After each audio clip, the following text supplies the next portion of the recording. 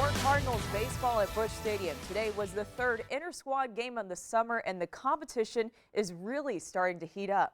It was a beautiful day for some baseball at Busch Stadium. Red team versus blue team again today. John Gant starting for red and Miles Michaelis for the blue team. Ryan Helsley would relieve Gant later on. Andrew Kisner deep to left, and this one bounces off the visitors' bullpen. Kisner makes it safe at second. And just a few batters later, we haven't seen much of this guy, but he showed up today. Matt Schrock deep to center. That brings in Kisner, and he reaches second. Miles Michaelis looked really sharp on the mound today for 2 innings. Then he allowed 2 runs in the third, but Miles said that he's really enjoying the competitiveness of these games. I get to immediately talk trash or not talk trash to him, but I think my mentality is the same. I'm going out there and I'm trying to get guys out, whether it's, if I'm going fishing with Wong tomorrow on the off day, I'm still looking at him as, public enemy number 1 when he gets in that box. It's an inner squad and we're teammates, but for that short amount of time, I'm not trying to be your friend.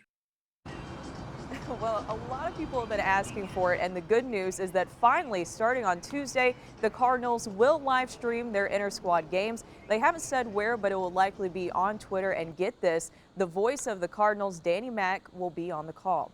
Well, tomorrow the Blues start Phase 3 of the NHL's return-to-play plan, which is starting training camps at the Centene Community Ice Center. Hockey is moving forward with their plans for the postseason. Tomorrow, the Blues will start their training camp. Everyone is expected to be there. The Blues have not released a roster of who will be in attendance. As we know, multiple Blues players and a coach had tested positive for COVID-19 recently. I spoke to Blues broadcaster Andy Strickland today via Zoom about the concern of coronavirus moving forward. Whether or not those players are out there on the ice tomorrow remains to be seen. You got to backtrack as to when they were diagnosed. Was it more than 2 weeks ago? It doesn't look like that was the case. So I would think that you're going to have a couple players missing tomorrow who won't be on the ice participating. But the good news is they should be healthy. They should be ready to go once this team, jumps on a plane and heads to Edmonton and prepares to play in this return to play format. Of course, you have the round robin round starting on August 2nd. All right, and I will actually be out there at Centene Community Ice Center tomorrow to give you guys some coverage. Just so you guys know, it is not open to the public for now.